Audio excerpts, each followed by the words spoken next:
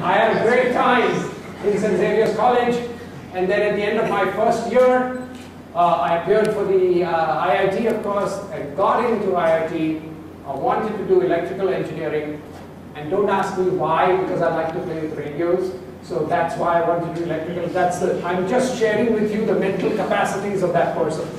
So I came here in this main building, and electrical in Bombay was full. You know, in those days there was a big chalkboard, and there were 5 branches of engineering and about 5 IITs, and there was an X on electrical engineering in Bombay. So I walk into the room, and the gentleman over there, very nice gentleman, said, we can't give you electrical in Bombay, but you can have electrical somewhere else, or you can have something else in Bombay.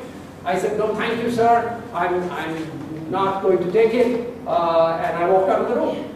And then I phoned my father from IIT. I didn't go to Bombay and tell him. I phoned him from here and said, I'm sorry, I didn't get electrical in Bombay, so I turned it down, and there was pin drop silence on the other end. And he said, you what? You turned down IIT? And I had to say yes. And when I went home, there were some consequences for that decision. But my father said that, well, next year you study harder, and maybe you will get electrical in Bombay. And so I studied harder, and I appeared again, got a much better rank, and this time my dad came with me. He was not trusting his son to make the trip to IIT alone. So he came with me, put his hand on my shoulder as I was walking into the room. He said, the board, the same chalkboard, no exits. He said, now you go in there, I don't care what you take, but you get some admission. He didn't care about electrical. He didn't even care about Bombay. He just wanted IIT. So I went in, and I had to accept it, and I got electrical in Bombay, and I came here. And I gained a lot from IIT, in spite of myself. In spite of myself. I was the title says diffident IITian. I was diffident. I went through 5 years, always kind of on the borderline of first class. Sometimes first class, sometimes not. And I had to struggle. I really had to. I was not one of those brilliant guys like all of you who just go through your exams and had no problem. I struggled, and frankly, I was scared throughout, especially in my last two years at IIT. I was just terrified. But I worked hard, and I did my best. Now, why I didn't do that well at IIT, why I was worried, why I was scared, why I was not, it's a mixture. Maybe I was just doing too many other things. I was general secretary of my hostel, Hostel 4, in my 3rd year, and I never won, and all of this leads into the talk, I never won just to do something for the sake of doing it. So when I was general secretary, I was passionate about being general secretary. I wanted Hostel 4 to be the best ever. So we did some awesome things that year. Probably the most prominent that we did is, of course, in those days we used to have hostel functions every year. So for our hostel function in Hostel 4, we said we're going to do something completely different that IIT has never seen before. We invited the whole campus to our hostel function, including the faculty. And we had it in the Congo, in the hall. And we invited talent from Bombay. We had a few internal people, but we invited talent from the town. And we had songs and dances and just the most amazing things. We called that hostel function Metamorphosis, where 4 was the Hostel 4, the number 4, Metamorphosis. And I remember as GS I made the introduction to the Congo was full. I mean, because people wanted, you know, free food and free entertainment. So it's not difficult to pack the hall. And so I said that we hope that this hostel function represents a change in IIT, a metamorphosis. And that's the way I ended my opening remarks. And I will always believe, whether right or wrong, but I will always believe that that kind of hostel function led the way to the whole Mood Indigo saga that did bring a metamorphosis to IIT. Now, a side effect of that. Unfortunately for us, the director who was invited, it was Director Bose, okay? Dr. Bose, who was invited, he was out of town and he could not come. And the reason why I say it's unfortunate is because he got to hear about it from someone else, from other faculty members. And when you hear about something, you always hear a different version. So on the stage, there was a young lady among many, many other talent things that were all, most of them were imported from Bombay. On the stage, there was a cage, and there was a young girl, fully clothed, I might add, dancing in that cage, okay? So this was part of that hostel function. She was clothed, long sleeves, long pants, but she was dancing. She was what we called at that time a go-go dancer. And Director Bose got to hear about it from somebody else. So the next time there was a campus, some event, I forget what it was, he made some remarks about that. And he said, on my stage, there was a girl dancing, and he was so mad. So that night I went to his house and I crawled and I lay on the floor and I said sorry and so on and so forth. But I said if you had been there, you would have seen that it was not anything bad. It was unusual, but there was nothing bad about it. There was nothing obscene about it. There was absolutely, it was just dancing. That's all it was. So I tried to make peace with the director at that time. But what I'm saying is, and all of this sort of ties in with the main talk, that we wanted to do something different, something unique, something that hasn't been done. And were there risks associated with it? Yes, there were. So all of that builds up to my concept of leadership, which I will come to. Another thing at IIT that does refer to leadership of a sort, and also the kind of thing that I will talk about in a moment, is that there are always risks to leaders. There are always risks, and you have to manage those risks. And sometimes you're scared, but you still have to do that. I'll give you an example. I came to IIT, as you already know, after 2 years in St. Xavier's College. So I was already a little older than the entering class. And a side effect of that was that I had far more NCC experience. NCC, I don't know if the NCC even exists today. Does the NCC exist? It was called the National Cadet Corps, and every male student at least had to be in that thing. And we have sound effects and comedy effects also as part of this talk. It's all built.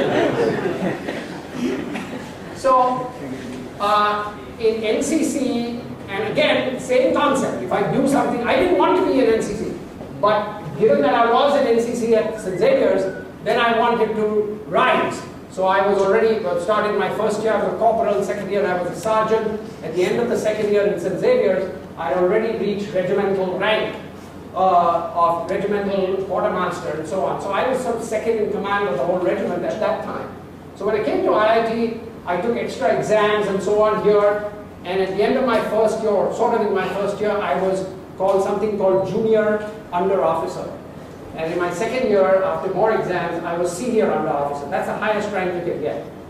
So I used to wear this big belt, and I had epaulets and so on. I was not a Don, I was a big shot in NCC. Okay, so we went to Deglali camp.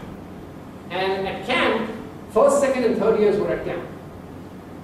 So one night, the third years pulled the pegs out from the tent of the first years and brought the whole tent down on them.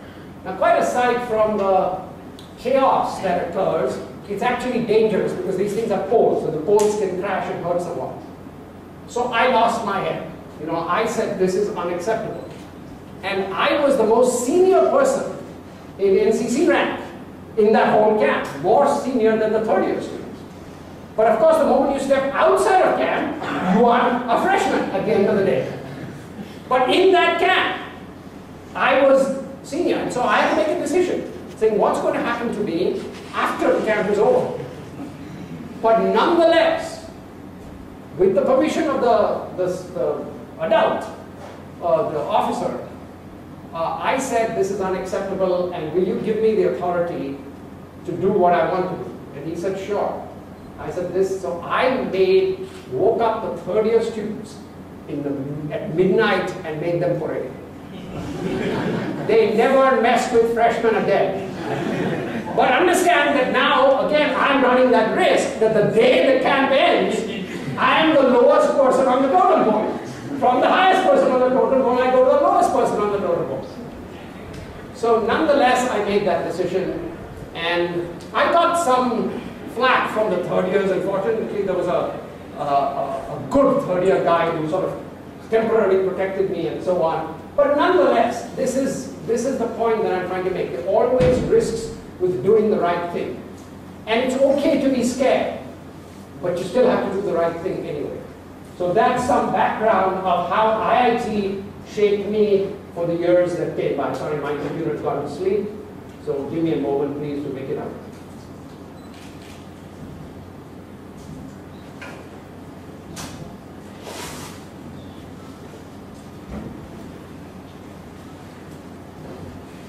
Okay, let's get started with the presentation. Go ahead and please.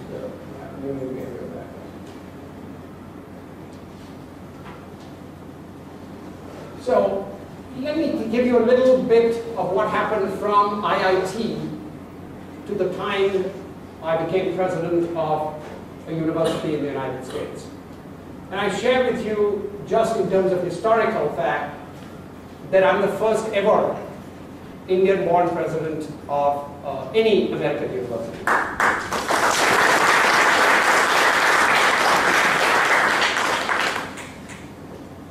So I went to IIM after IIT. And at IIM something happened that was new to me. At IIT I told you I was a diffident student. I really went through the last 2 years being terrified. And let me tell you also part of why I was terrified. Fourth year electrical in those days was the toughest year ever. First of all, there was a gentleman there by the name of Kama. Who do you know by name?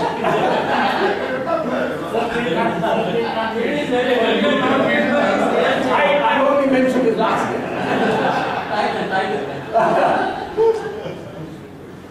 And I was, again, I was not a great student, but even more significant for me than Kamath was another professor in another very tough subject. That I will not mention his name. He had decided in his mind that the fact that I wanted to be General Secretary of the Gymkhana, again, in those days there was only one GS, and so we used to call it Institute GS. That's the terminology we used to use. So you sort of thought of it as the Institute GS rather than one GS in a Gymkhana. So it was Institute GS, and he was mad at that. Even when I was running to be that, he got upset. And he told me not to do it, but I did it anyway. So in fourth year, he made my life hell. And I knew that this was going to be a challenge. Let me tell you how much hell. In my fourth year, a lot of things happened. First of all, I met with a very serious accident. So I lost some class time. And again, this is very critical. And then I got chicken pox in the middle of my fourth year. Now, I was quite old by that time. When you get chicken pox in later years, it's worse. So I was quarantined. I was put in a university hospital, which was terrible at that time. I don't know what it's like now. It was terrible to live there alone, like that, in quarantine with chicken pox all over your face and hands and so on. So after that was over, I went to him with that certificate saying, this person has chicken pox, he missed the midterms. This was the midterms I missed. And so he looked at me and he said that I don't believe you. You did this just to get out of the midterms. And I'm going to set you such a tough paper. He said, I have to give you a makeup exam. I have to, by law, by rule, I have to. But I'm going to give you such a tough paper that I'm telling you right now, you're not going to pass it. And he was right. I could never pass that thing because he said it with that objective. Now, I can tell you this. You can fake a heart attack, but you cannot fake chicken pox. You're full of this stuff. How can you fake it? In the university hospital in quarantine. How could I have lied about that?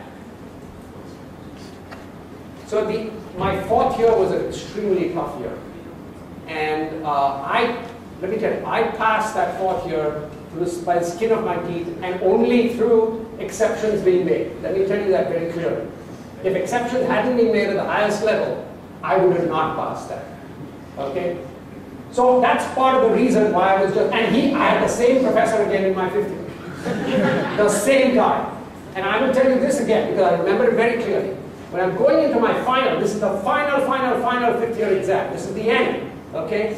I'm going into his final. He comes to me in the corridor, just outside the classroom, just as I'm going in. He looks me in the face and says, "So Sethna, are we going to see you again next year?"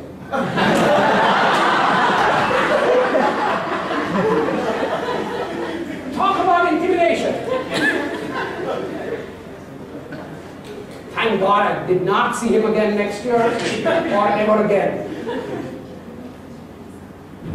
But all that shaped me also for later on.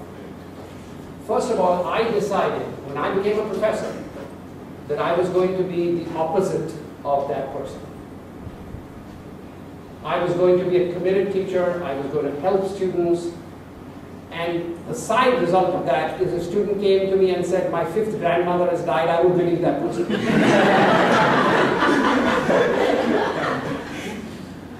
So, all of these experiences shape us. So anyway, I went to IIM, I did well for the first time in many, many years. I mean, I actually was towards the top of my class, in the top 10 at IIM. And that, I was so used to not being a good student, that itself was a shake-up. How can I be a good student all of a sudden? And then I went to Columbia University, and I actually topped my doctoral class at Columbia, and I broke all records for completion of a PhD in the fastest time that existed in the business school at the time. So that again was a wake-up call for me that something changed from the time that I was a mediocre student at IIT to the time I was a good student at IIM and then a very good student at Columbia. But all of that again made me believe that it all depends upon the faculty taking an interest in the student, because at IIM people had a positive relationship with the faculty. This wasn't the terror kind of thing that I faced. I'm not saying every student faced that at IIT. I'm saying I faced it, that there was at least one faculty member who absolutely terrorized me. You know, I can laugh about it now, but I could not laugh about it then. It was just plain sheer terror for at least the last 2 years, because I didn't know when this guy was going to chop my head off. So it helped me be a better professor. And then some of the leadership lessons I learned. Remember, at IIT, part of the reason I didn't do well was because I was GS at the hostel, GS at the institute, GS at the Electrical Engineering Students Association. So I was GS 3 times. And the NCC leadership and all of that sort of was pushing me in a direction that I did not know. I will tell you this, and I tell these to audiences in America also, I did not have a master plan to be president of a university. Absolutely not. I just wanted to be a good professor. And unbeknownst to me, all of these experiences were pushing me in a direction that I didn't know.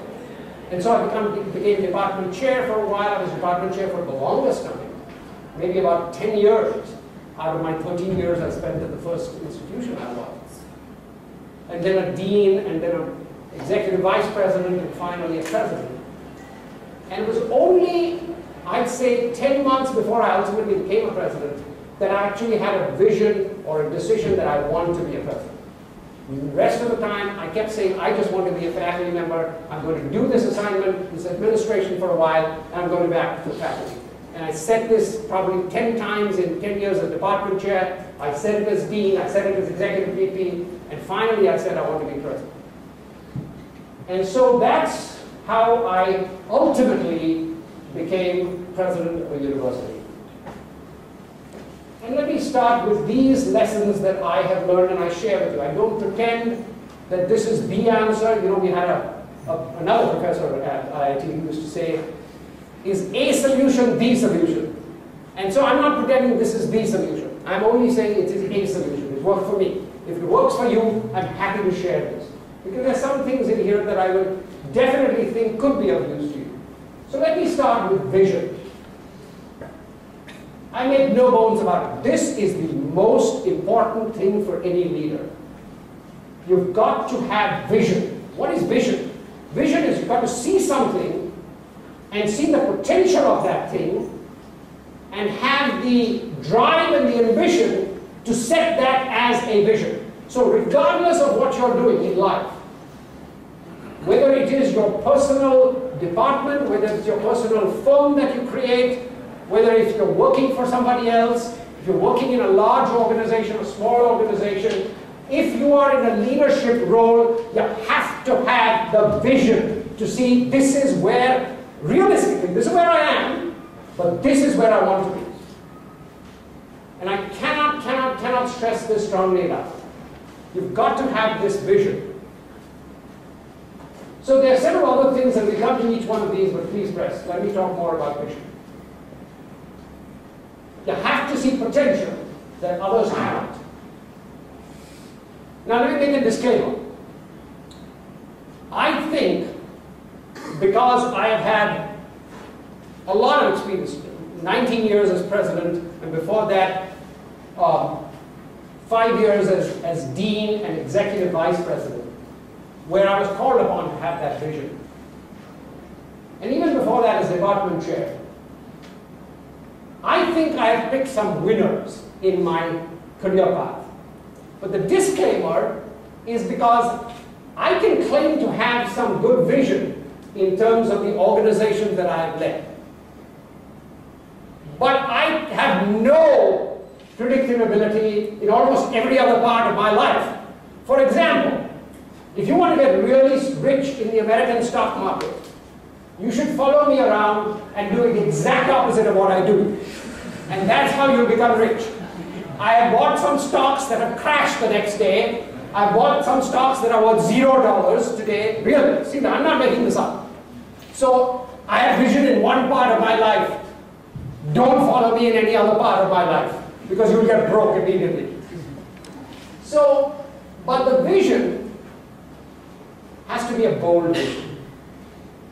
Remember what I said about metamorphosis. It was a big, bold vision. When you have a vision, make no little plans. They have no magic to stir people's blood. There was an architect who said that, and let's see the full quote. That's the official quote. Make no little plans. They have no magic to stir. He said men's blood. I said people's blood. And probably themselves will not be realized. Make big plans. Aim high in hope and work. The name of the architect was Burnham. He was talking about architectural plans. I am talking about the plans that you and I make for our organization. Our organization may be a department, may be a part of a firm, it may be your own entrepreneurship, it may be a major corporation. You have to have vision. And it has to be bold. Again, remember the metamorphosis thing. So when I became president of a university, let me tell you a little bit about, it wasn't really a university at the time. It was called West Georgia College. And it was a nice place. It had good faculty. Faculty who were committed to teaching. Faculty who were committed to students. But it was not a good academic institution. I'll give you one or two factors. When I joined that institution, when I became president in the year 1994, please, by the way, all of you can sit down on the steps, so make yourselves comfortable, don't feel you need it. So make yourselves comfortable, sit and stand wherever you want, okay? I don't mind people walking up and down, that's fine. And if some of you get bored and want to leave, that's fine too. I will assume that you're going to meet the president or something like that, some very important thing. That's just my mental way of handling it, that's fine. So, okay. So again, when I became president of this college, 1994, the entering class of students, 51% of them were not prepared for college. This is a technical measure. We had to put them in what we call remedial education courses, which means that we were making up for their bad education at the high school level. Okay? We were actually doing almost high school work for the first couple of years for some students. 51% of the entering class. Now you can't build excellence if half your class is not even qualified to be there. Buildings wise. Many of the buildings were in terrible shape. I came in 1994. The most recent construction was a student dorm that had been built in 1972 or 1970, around that time, plus minus 1 year. So, and some of the dorms were in pretty bad shape. In fact, I remember going in my first week, touring the campus and so on, and said, no mother, no parent would want their child to live in this dorm. It was in bad shape.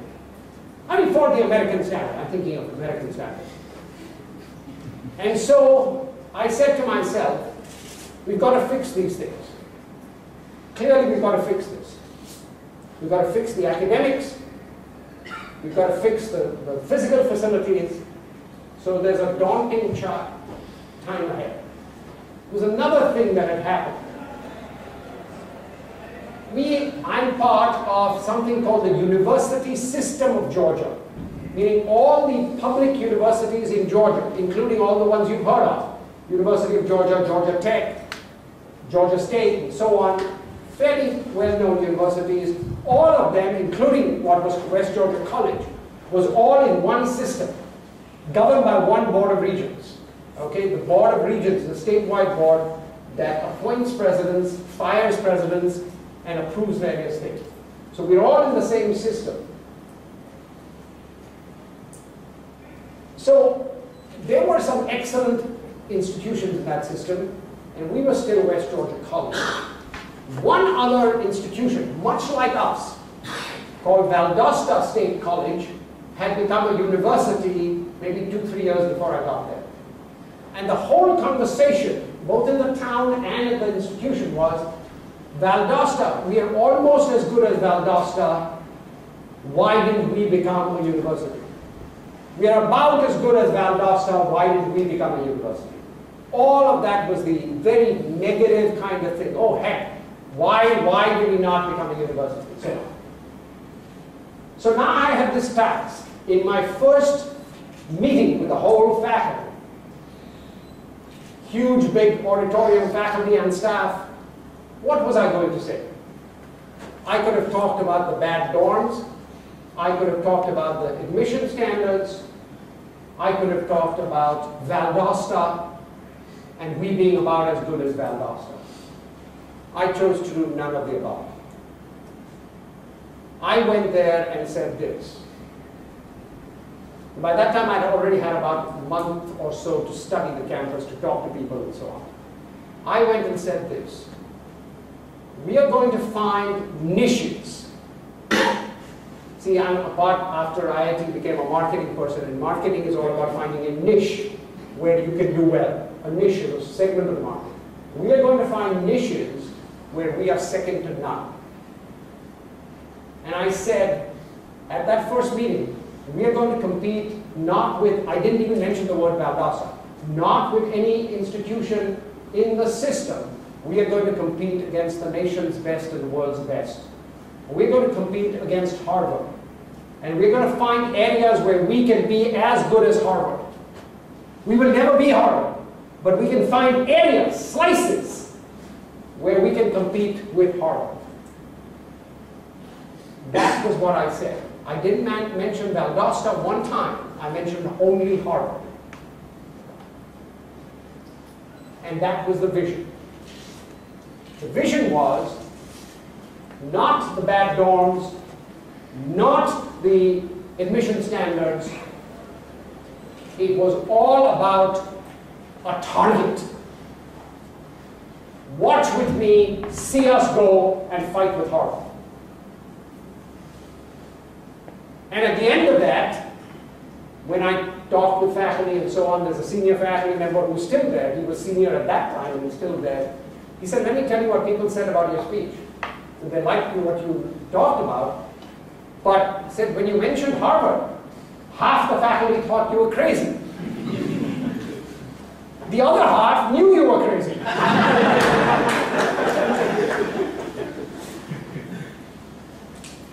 If you have a bold vision, if you can see things that nobody can see, people will think that you're crazy. It's okay. On the way here, Ashok Talbag generously gave me a ride, and he was talking to me about some work that his family has done for many years. And I asked him this, when your father started it, people must not have believed that it could be done. And he said, absolutely. That's vision. That's vision. If you don't have a bold vision, you're not going anywhere. So my salute to your father, who had that vision, who could see something that nobody else could see, and who knew that people will think he's crazy, but he was going to do it anyway. Now fast forward from that point of my first meeting. Not only do we compete with Harvard in academic debate, there's a thing called academic debate, which is a national competition. In the past 5 years, I say past, I mean the last year I was president, which was last year. Looking back, 4 years, in the past 4 years, we have beaten Harvard 5 times. Not just compete, but we beat them. In head-to-head competition, their best against our best. In undergraduate research, which is a big deal in America, the best university, typical universities and colleges don't do research at the undergraduate level, they do research only at graduate. But in undergraduate research, we created that. We created that emphasis. And they're national competitions. I'll mention 2 or 3 of these. One of them for the National Collegiate Honors Council. The acceptance rate is 10%. So 90% of honors students are having their papers rejected. In that competition, University of West Georgia, by the way, I pushed to become a university, and now we're a university, and full-blown university. University of West Georgia was #1 in the nation in terms of acceptances, 8 times in 15 years.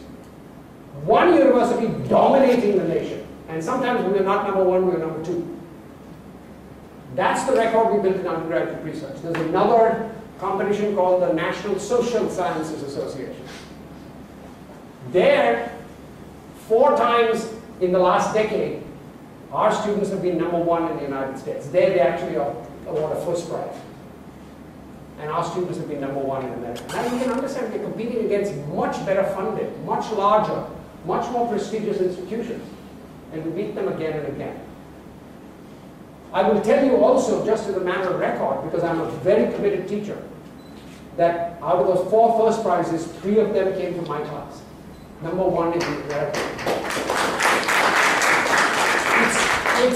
It's an all-consuming task. That's another part of me, and that's another part of leadership.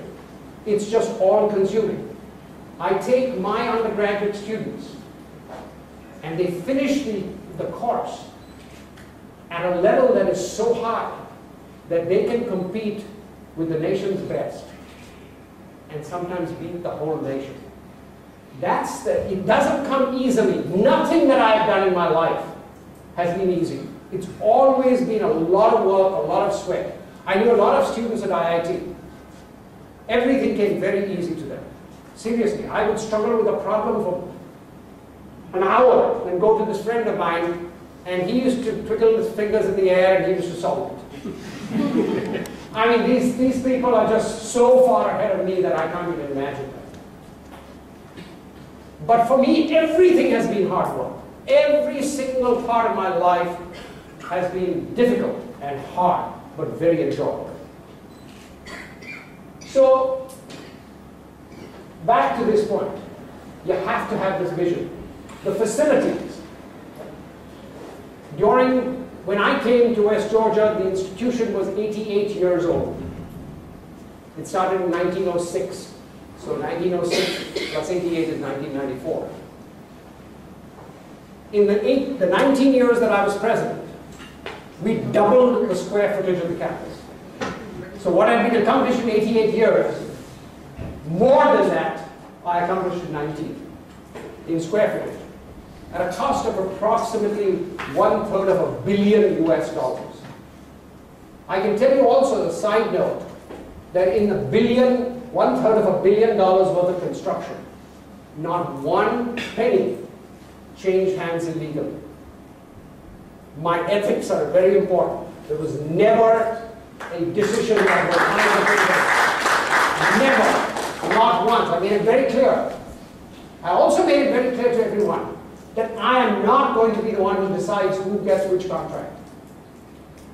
You know, I may be president of the university, but I'm not the subject matter expert.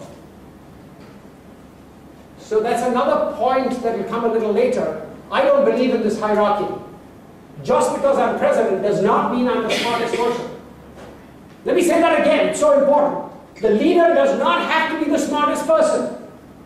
You've got smart people working for you. The leader has to appoint smart people and then trust them. Trust them to do their jobs. And this point will come again. So I made it clear that nobody is going to be evaluated on anything other than merit. It's going to be merit, it's going to be the potential to produce what we want to, and that's it. And not only not one penny, but nothing else, because in America there are other ways to influence decisions. We'll take you on a holiday. We'll take you for a golf vacation.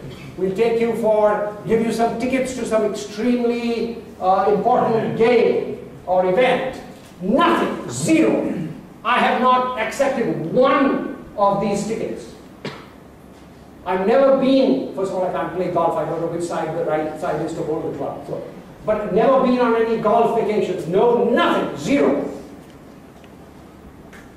Integrity is extremely important. Let's go on. So that's vision. As I said, that's the most important, so I spend the most time. Let's go on. The other thing, communication. Because if you have the vision and it's only in your mind, it's not going to do any good. You have to communicate it. Communicate, communicate, communicate. In my profession, which is both academic administration and corporate marketing, by the way, I've worked in the corporate world also for roughly 3 years, non-consecutive, roughly 3 years. At the senior level, fairly senior level, I've worked at Lever Brothers in New York. 2 years, exactly, almost to the day, worked at Lever Brothers in New York, which is the headquarters of Unilever in America. Now I think they changed it to Unilever, but when I worked it was called Lever Brothers. And I also worked for Procter & Gamble, which is now Procter & Gamble, but Richardson Hindustan here in Bombay. I worked at Richardson Hindustan. And briefly I worked for Tata's as well. And for about 1.5 years, so I said 3 years, that's not true, about almost 3 3/4 years I've worked in the corporate sector at the senior level, so I've learned something from that as well. But in the profession of marketing, repetition is actually a good thing. That's what advertising is all about, folks. They want you to hear the same message again and again and again. And I believe that. If you want to communicate something, you've got to emphasize the same thing. So I created a slogan at the University of West Georgia. Again, West Georgia College first, and would change to the University of West Georgia. By the way, I led that fight to change. Remember that negativity about Valdosta, so I made that a major priority. And we changed to a university 2 years after I got there. So that was pretty rapid, I got it done. So at the University of West Georgia, I created the slogan called Educational Excellence in a Personal Environment. Let me tell you why I created that. First of all, excellence was very important. So excellence meant none of this not ready for college kind of nonsense. And a personal environment, that was something that existed before I got there. So I took the best of what existed. You know, it's not that the new president comes and changes everything. So find out what they do really, really well. What they did well before they had even heard of me was good care, loving care for the students. So I said, that's going to continue. We're going to have the high standards and we're going to do this. So let me tell you again, give quantitative data. Within about 10 years after I got there, if you took the admission standards and you overlaid that on the class of '94 when I came, about 80% of that class could not be admitted. So you talk about a sea change. So I'm saying the standards that I imposed, if you put on that entering class when I came, 80% could not have been there. So that leaves only 20%. Rather than cut the class 20%, we actually grew. We increased over my 19 years by about 50%. So it was less than 8,000 when I came. It was just under 12,000 when I left the presidency. And in America, this is a big deal because it's not like IIT that there are thousands of people who want to, like hundreds of thousands of people who want to get it. So that was an important thing. So I have to keep repeating the message. But here's another very important thing. How do you ensure, look at the line that says effective communication requires seeing things from the perspective of others. Now a leader, whoever you are, all of you are potential leaders or actual leaders. So a leader has to communicate, but a leader has to make sure that the message is being communicated the way the people need to perceive it in that same way. How do you do that? The first thing, and this again is a consistent theme throughout my presentation, the first thing is humility. Humility. Understand that you are not perfect. Understand that you could be president for 19 years and you still may not be able to reach the audience you want to reach. Understand that you have a lot to learn. So humility is a consistent theme running throughout. That's a very difficult message to give a bunch of IITians who are told from the day they come here is that you're the best in India. No, you're the best in the world. So, but humility, I learned humility at IIT, right? Because of these professors I had. They made sure that I was humble. So I've never forgotten that lesson. Humility is very important. So let me tell you, I wrote hundreds, thousands probably of memos and reports and PowerPoint presentations to senior people, to my board of regents, to junior people, to the whole campus. How do I ensure that my message is getting across? As I said, first thing, understand that you don't know it all. That you can't say, I'm the boss, and I've been in this business so long, of course I know how to communicate. You don't, forget it. So the way you do that is by testing it out on people. So any major communication that I have to a substantial audience, and the audience, important audience could be above me or my constituents, I would send a draft or actually do a practice presentation to say, tell me what's working, tell me what's not working. Edit it. So when I was dean, before I came to West Georgia, a very senior, very nice person came and told me, don't do that. Don't share it. Don't share your communications with other people, drafts, because that's a sign of weakness. Now, I will tell you, I don't believe that. I respect that person. I have the greatest regard for that person, but I do not heed that advice. Sharing and asking for help and asking for advice is not a sign of weakness, it's a sign of strength. Because that means you're willing to be open to criticism. But I will tell you as a leader, before you ask for anyone's help or advice, you better make sure that you have created the environment that allows people to give you that advice. Otherwise, when a leader, especially one who has the ability to fire you, in America, you can get fired. It's like this thing. When you have, when the president does a practice presentation, you'll have everyone say, very good, right on, thank you, yeah, oh, I wouldn't change a word of this. You've had it right. Now, what good is that advice? I don't need, I teach a class in marketing research where you ask people's opinions about things and so on. and I say the same thing to my students as I say to you today. You don't need these people. You can just buy a mirror, shake your head in the mirror, and the guy at the other end will shake the head back. So you don't need anyone's advice if you just don't have people nod, okay? You can save yourself a lot of money and a lot of effort if all you want is someone to shake their head. So my advice is you create the environment where people can say, you know what, these last 3 slides you showed me, they're not working, you know? And people have said that to me. They've said everything from changing a comma to deleting several slides. That is valuable feedback. Now you don't have to do it, because after all, you do get to make the final decision. But that's the important thing. You need to have the ability for people to give you good advice. If you haven't created that environment, as I said, then you can file a lot of them, just buy a mirror and you'll be fine. So that's my advice to you. Anything that's important, show a draft to people you trust, and people will give you good advice to change things. That is how you improve your communication. Will they be perfect? They will not be perfect. But it helps. So everyone, from my secretary, who was with me for 19 years, and she edited everything I wrote. And my vice presidents edited things I wrote. My deans edited things I wrote. I had a council of faculty who gave me the faculty perspective, who said, you know what, this may play with the big bosses, this will not play with the faculty. So don't say this to the faculty. Good advice, I can change it. So that's the important thing, please let's go. So let me tell you a case study. When I became a dean,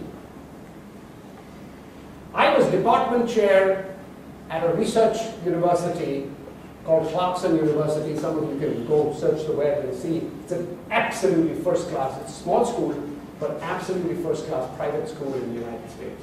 I was department chair there, I was tenured there, I earned tenure over there, and was there for 13 years, out of which 2 years were sabbatical years. I was away. So that leaves 11. Out of those 11 years, basically I was department chair for 10. So I was department chair almost all the time I was at Clarkson. Now the most important thing a department chair does is recruit new faculty, hire new faculty, because that will drive you for the next several years. So the most significant decision, yeah, there are things like budgets and so on, yeah, all of that we have to do. But the most significant thing is to hire new talent to come in. And so for 10 years, I was geared to finding the best talent in America. And that's a pretty awesome responsibility. And then I became dean of another university. And I went for the conference, the usual conference, you meet people. I met a lot of people, some of the people I met before. I interviewed people, I brought home a stack of resumes, and I gave it to the department chair, and I said, I've interviewed maybe 10 people, these are the top 3. We should call them for an interview. I think they'll be absolutely first class. Okay, now this is a method of instruction in the management field called the case study.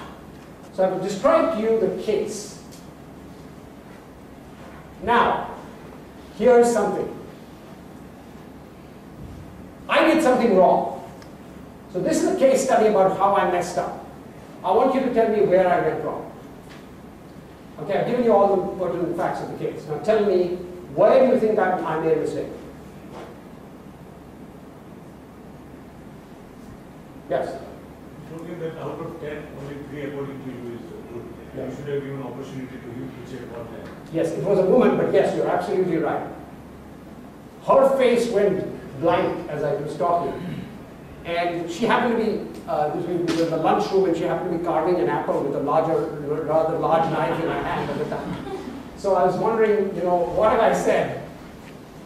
And the point is that I just told you, the most significant thing a department chair does is recruit new faculty. That was her job. That's the most significant thing, part of her life. It's not anymore mine. I had just become a dean, okay? I had just become a dean, and I was thinking and functioning like a department chair. 10 years, it's not easy to shake off 10 years. But literally, I joined that institution on the 1st of August. And this conference is on the 8th of August. So I hadn't been a dean very long. And I had 10 years of background behind me. That was a mistake. So what did I do? First of all, I apologized to her. Never hesitate to apologize. There are a lot of politicians who will tell you, never, never, never say that you're sorry. Never say that you made a mistake. A leader should never admit a mistake. I'm telling you, my parents taught me this, when you mess up, you say you're sorry. And you go from there. It's not enough to say you're sorry, you actually have to change your behavior. I never made that same mistake again. Okay? Never make the same mistake again. So she was right, and I was wrong, and I said that, fine, and then we moved on from that. And after that, she became one of my strongest allies and fans, and she helped me a great deal. So communication, you need, again, remember, you have to put yourself in the mind of the other person. I was thinking about me. I mean, after all, frankly, I did have more expertise than she did. I had been president, a department chair at a research university for 10 years. I certainly had the ability to do that. This is not a lack of ability, mind you. But I didn't put myself in her mind. I was thinking of what my capacity was. And in a technical sense, I may indeed have chosen the best route. But that was her job. That was not my job. I took away from her, in that instant, the most important part of her job. And that was wrong. Let's go. Let's go. Okay. Another point. You have to model the behavior you wish to see. You have to act as you want people to act. I was a scout in Bombay when I was growing up. In fact, I was a scout master even when I was in IIT. And that's part of the scout law. We changed over the years, and I've used actually part of the American scout law, but it's essentially the same. So if you want this kind of behavior, you have to embody it. You can't expect from someone else that which you don't do yourself. So if I expect people to work hard, I have to work hard. And people have said of me that I'm one of the hardest working people they know. Part of the thing is because I don't have any intelligence and I have to work hard to make sure that I cover for my lack of intelligence. But I work really, really hard. And Ranju will tell you that I respond at all hours of the night and morning to email messages. I am available to my colleagues and I'm working really hard. You can't have a boss that doesn't work hard and expect hard work of other people. You can't have a boss, and I did when I worked here in Bombay.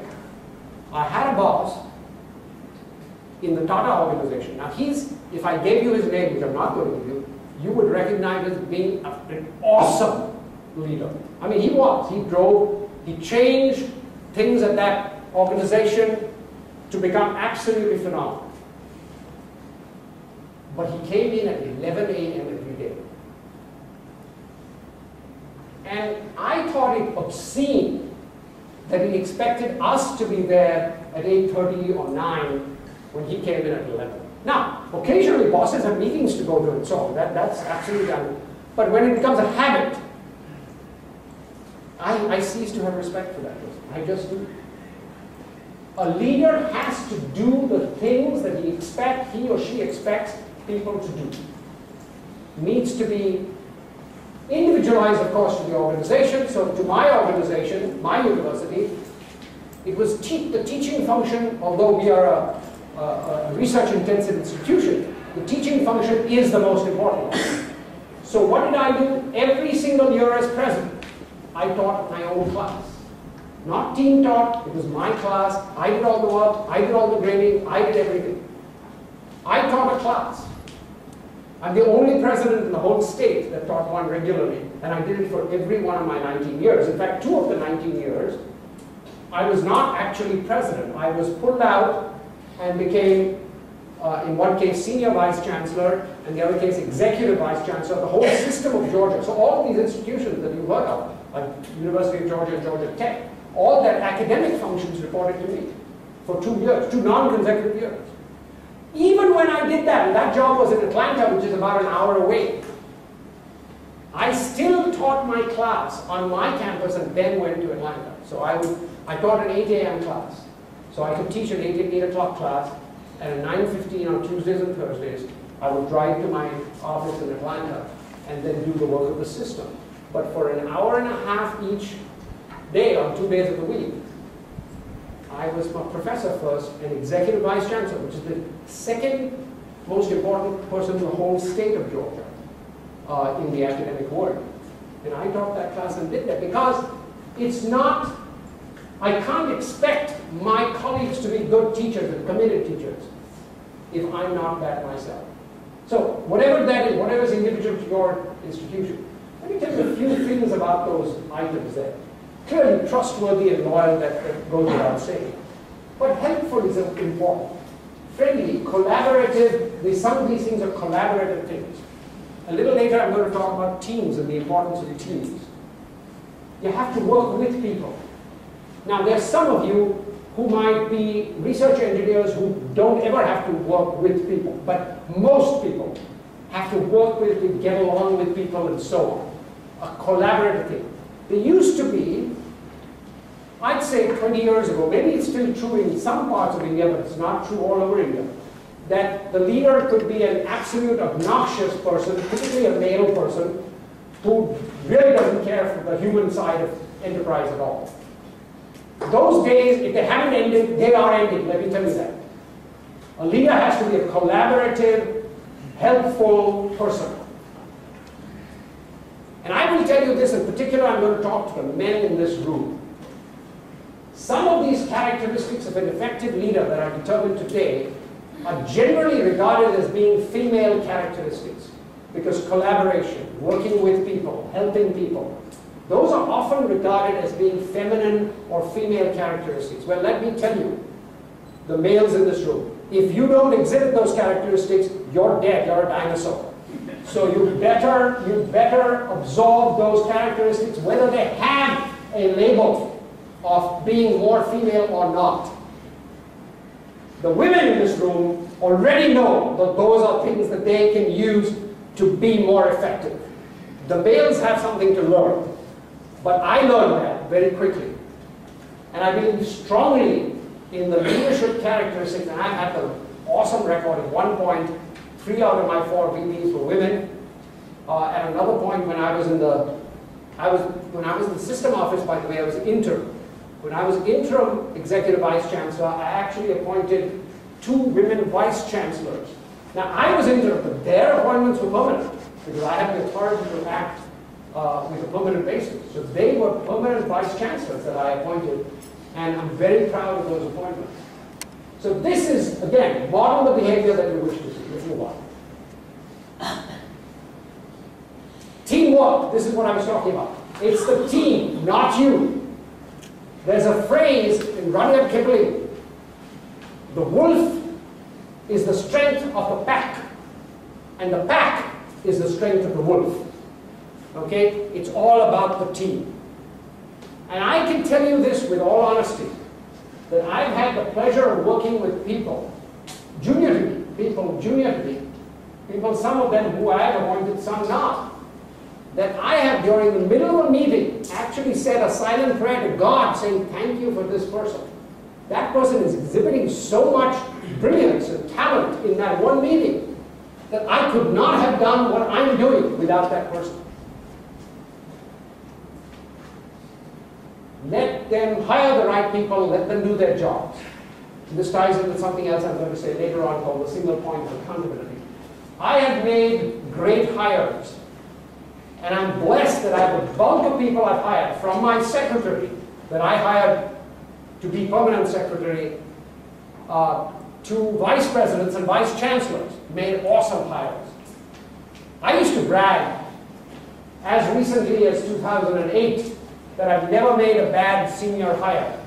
And then God heard me and slapped me around, and 3 people got bad in the same year at the same time. Now, 2 of them were not the individuals I had hired, but people who worked for me had hired them.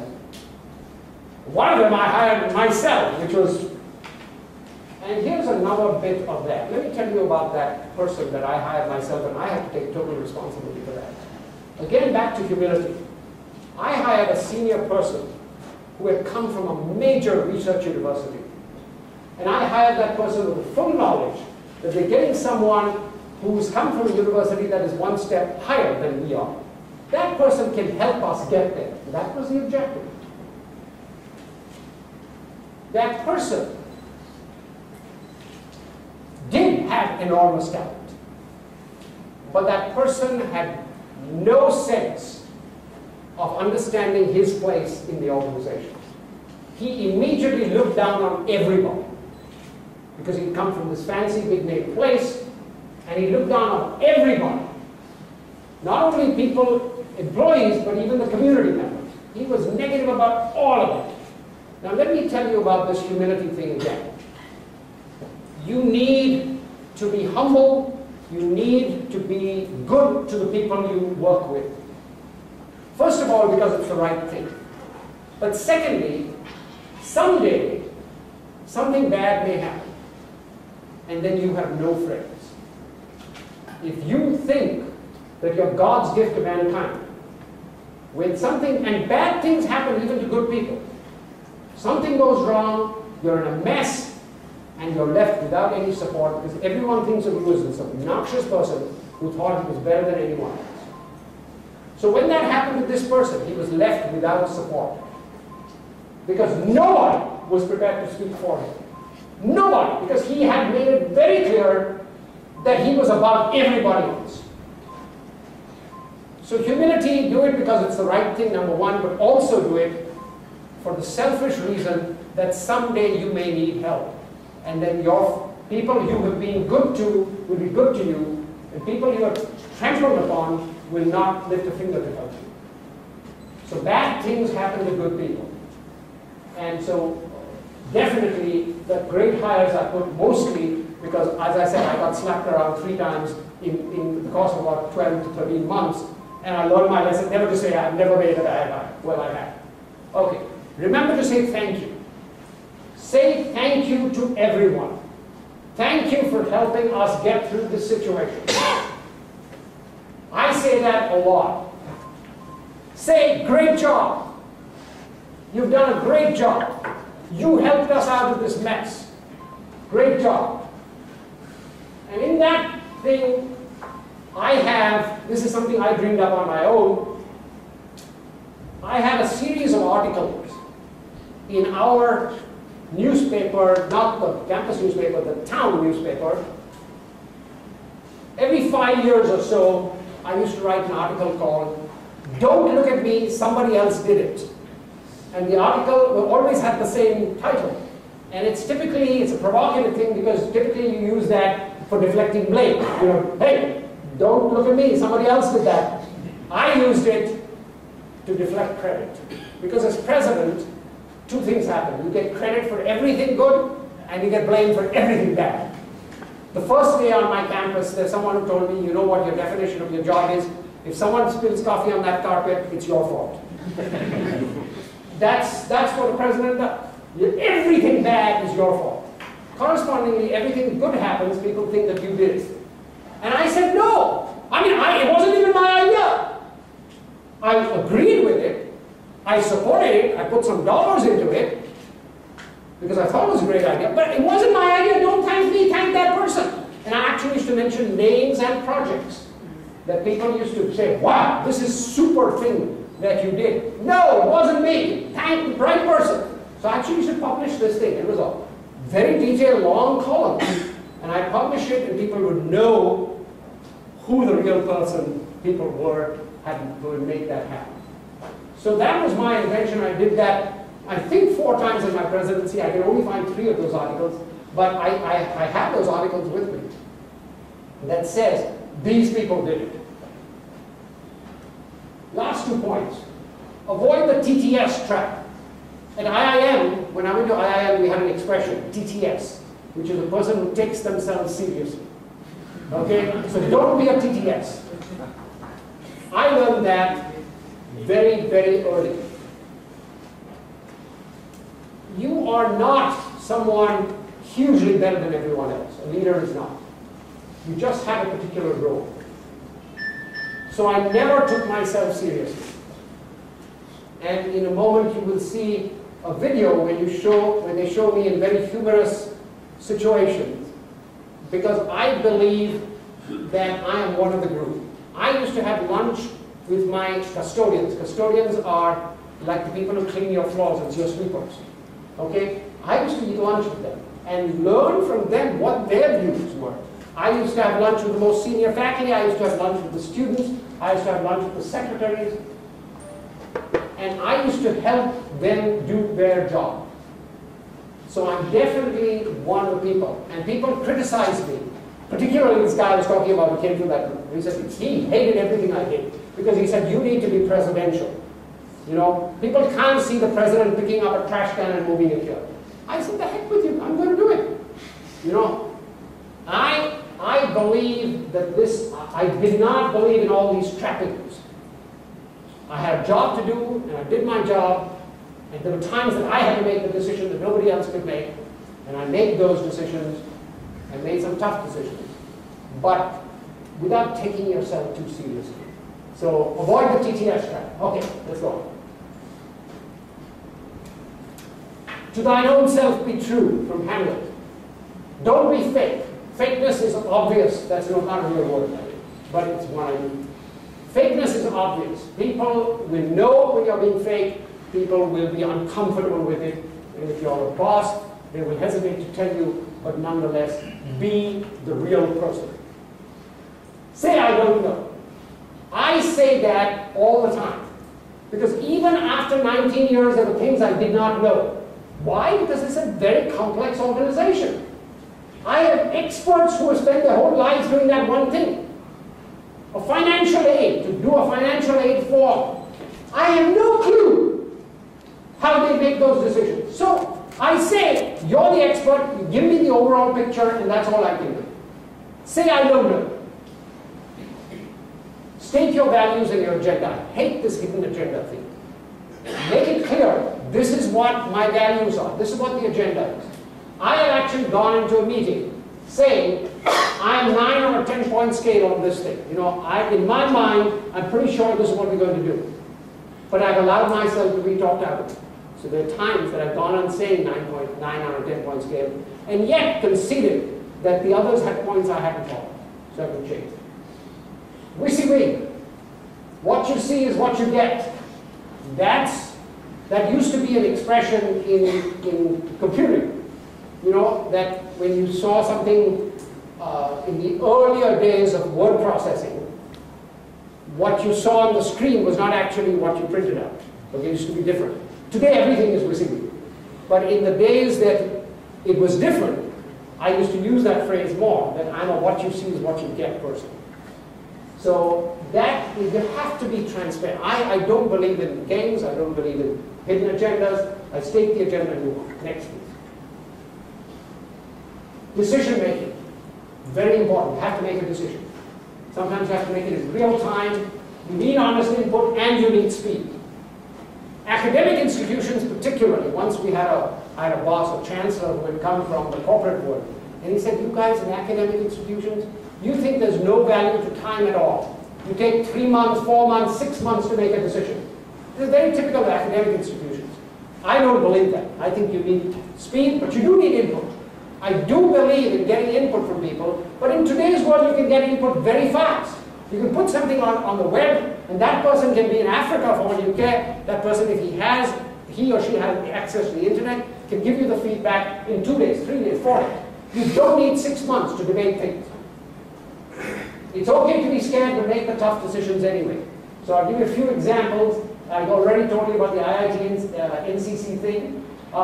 There was once a dean at West Georgia who warned and warned and warned, saying the kinds of things that you're doing is just poor practice, because he used to write memos to his boss, the provost, it's called the provost, and he used to copy his whole faculty. So you can't argue with your boss in public. You know, you have to have some respect for that kind of relationship. And so his faculty did something unprecedented. In America, there's something called a vote of no confidence.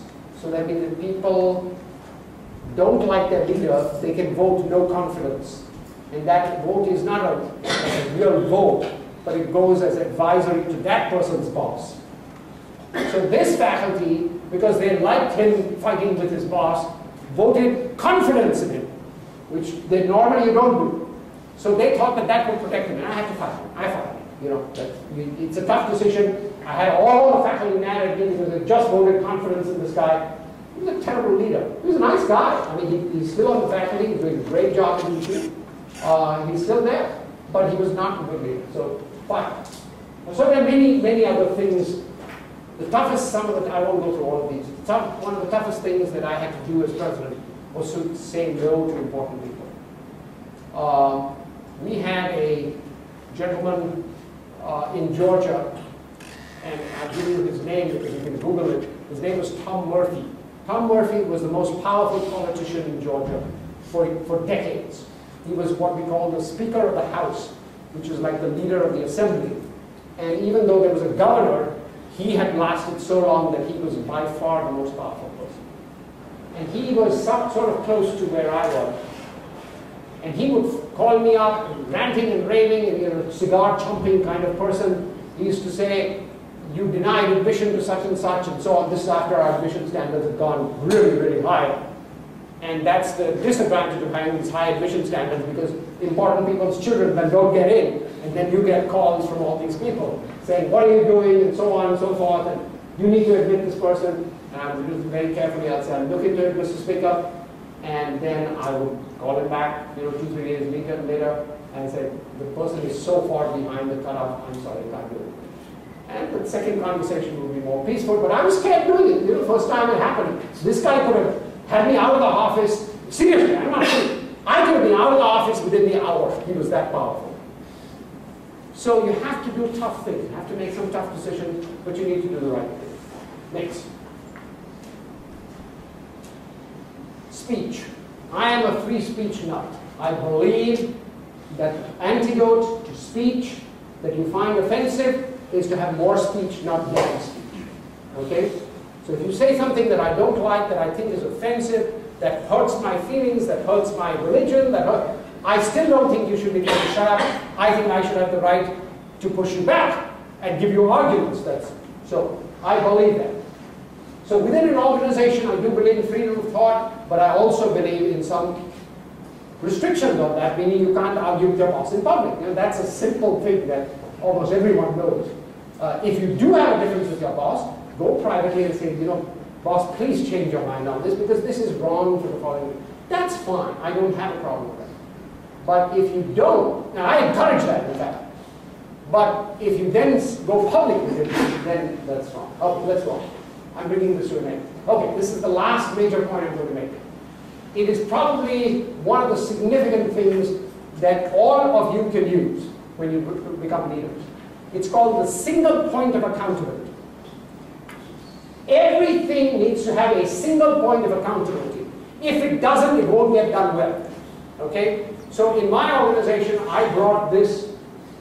I didn't bring it when I came, but after I had my time as executive vice chancellor with the corporate boss, then I learned this and I brought that to my organization. So we used it for everything.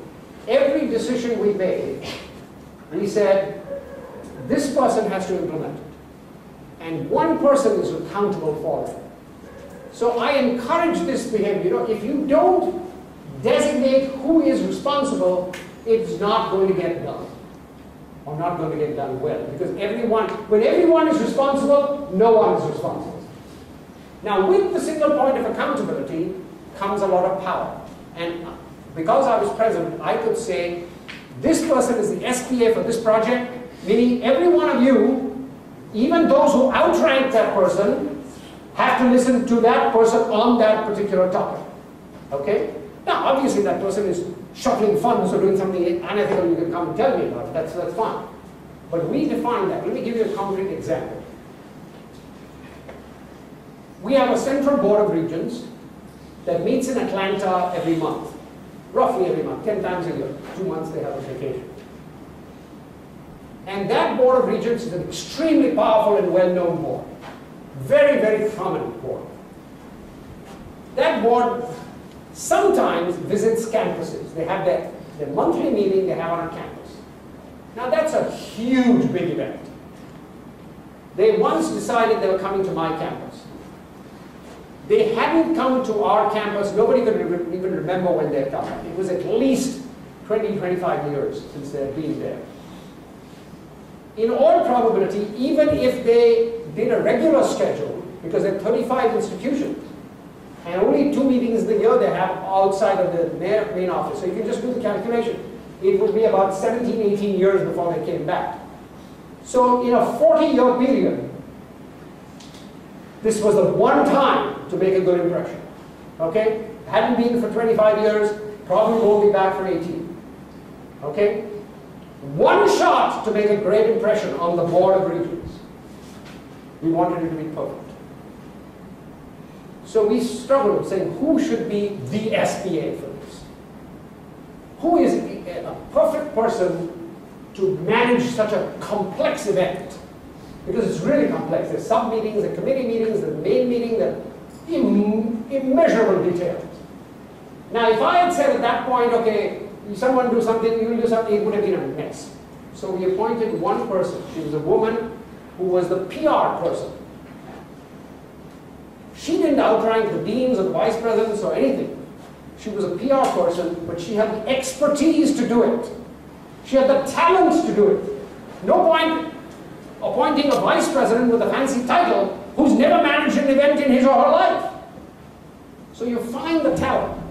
So we said Lisa is going to be the SPA for this awesomely important event. And that means everybody listens to Lisa. For the next 2 months while we're planning the event, we're going to listen to what she does. And she did everything. She walked the paths that the regents were to walk. She told deans, no, you can't, this is going to take too long, you can't do that, we can give you only 5 minutes for this, so you have to cut out that. She told deans what to do and what not to do. And she did that with my authority. But she made those decisions. When the event happened, it was perfect. It was absolutely what they call in the US a home run. The regents were thrilled. They said they'd never had an experience like that. That proved to us that the SPA concept was cast in stone. Lisa, who had absolutely no real power, except the only people who reported to her were 1 or 2 junior people and 1 secretary. That's all she had. But she ran the whole show. That's the power of the SPA. And that made our name in the board of regents. So that's the kind of thing I'm talking about. We're going to wrap this up now. It's the last one, and so we go to the summary slide. These are some of the things that I've learned, some of the mistakes I've made. Now, with the SPA, I made some mistakes. Because when you say that you're the one who's responsible, then that person may mess up. And what happens? The president gets the blame. Okay? And there have been a couple of times. I told you the 3 bad hires. 2 of them were made by my juniors. And I knew in my mind that this is a dangerous hire. But I was torn between the SPA concept and the micromanagement thing. I finally let it go. I got really, it was bad. It was a bad time at that time. And so I suffered through those consequences. But nonetheless, sometimes you make those trade-offs. So these are some of the things that I share with you, the mistakes I've made, the good things that we've been able to do. And that's sort of summary of the success that the University of West Georgia has had not because of me, but because of great, great collaborators and students and so on. So let's go to the last slide. I'm happy to answer any questions that you have, and I hope that they will be awesome and interesting ones. Thank you.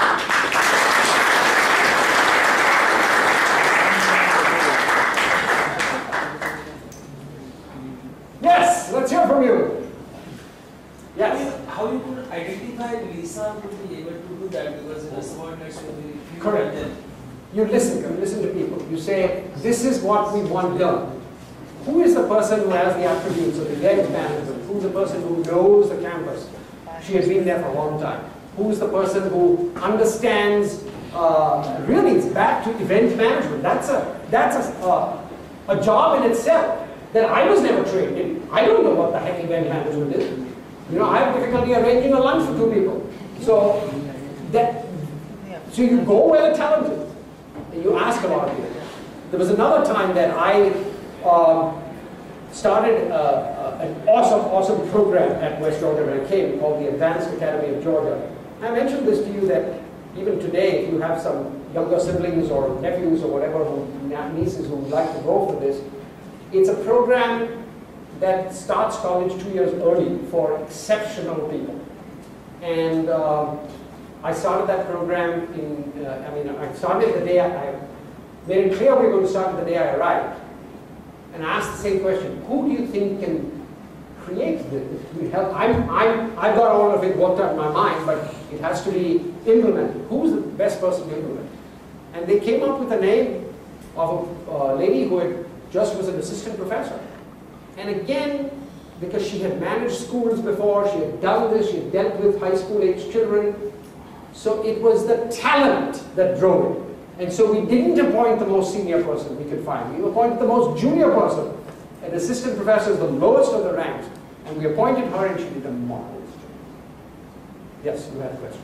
No, basically nowadays people are telling about like working hard and working smart. Yes, I agree with you. I agree that it's good to work smart, absolutely. I don't take that at all. But all I was saying is that if you expect people to exhibit hard work, then you should work hard. If you expect people to work smart, then you should show that how you work smart and share that with others. By all means, yes, absolutely. Working smart is certainly the smart thing to do. I agree. And second thing, if working hard, will it affect the work-life balance? Oh yes, you asked me the bad question.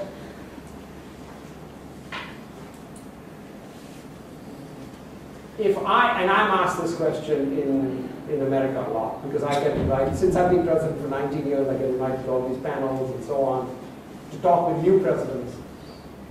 And I will tell you, if there's talk here, I will actually write the answer to that question, saying that if I were given a grade on that, that would be my grade. I don't know the answer. I've never done it. I'm a total failure in work-life balance. My passion drove me all these years. When I was a new president, my wife was still finishing up her semester at the previous place in Texas, so I was in charge of my 2 school-age children. And I spent some time with them. My children are the most important thing in my work, okay? Now they've grown up. My daughter's a surgeon. My son is a patent lawyer. He's an engineer and a patent attorney. They're doing very well. So while they were at home, I concentrated and took some care of them. When they went off to college, I became a total nincompoop, total idiot, neglected every part of my human existence except the presidency. So I'm sorry, you asked a great question, I'm just not the right person to answer that question. I'm a total failure. Yes? The other part of this is that... Let someone. Yes. Overall, you have done a fantastic job at university. So do you plan to replicate this in Indian IITs or in other institutes? If yes, how, and if not, why not?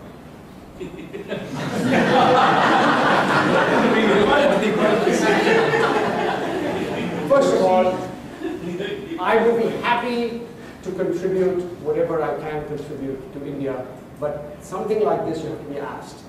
I'm not going to, remember the TTS thing. I'm not going to come to someone and say, hey, I've got 19 years as president, I can tell you what to do. The end, that's the end. Say, get out of here. I know what to do. So I can never say that. If someone wants my help, I'm delighted to help. Let me tell you that I have spent this trip of mine has been essentially to help teach science and English to an orphanage in Lonavala. So while I'm not using my presidential stuff, I am using my teaching ability and my desire to help underprivileged kids. So I have spent couple of weeks in Lonavala at an orphanage that I've been financially supporting, very modest financial contributions, financially supporting. So I am very much helping kids who need help the most. These are abandoned children, orphan children, and I've enjoyed what I've been able to accomplish just a little bit with them in that thing. So I'm willing and able to give my whatever advice or talent I can have to help India. I want to do that. I'm very grateful to the upbringing I had here. And so if there's any way that I can help, I'm happy to help. Yes? So as a leader, you're always supposed to appreciate people, encourage them to do better work. But many times you find people are not doing the job and then you need to shout at them. Is it also okay to shout as a leader? And, it is okay to put in clear messages of people who are not doing their job. In America, it's probably easier because we're used to the merit system and you get promoted not on the time you spent there. You get tenured not on the time you spent there, but on the merit. You get salary increases, typically on the merit. So it's a very merit-based system, and I like that. And I often believe that it's important for India to do the same thing. I am totally opposed to the system that simply says that I've been here longer than anyone else, so I should get the thing. I mean, this actually happened to me. When I went to America, I went with the precise idea of coming back and teaching, being a professor here at IIT. And IIM Ahmedabad, which is my institution, my alma mater, they didn't have a position, but IIM Bangalore, which was a very good institution, did. And so I met with the director in New York. And by that time, I'd already established some reputation here and had good publications and so on. So I asked him about promotion opportunities. So he said, I can tell you now that you'll never be a full professor. And I said, whoa, why are you telling me this? So because we have a person who's senior to you in years, who's an associate professor, and he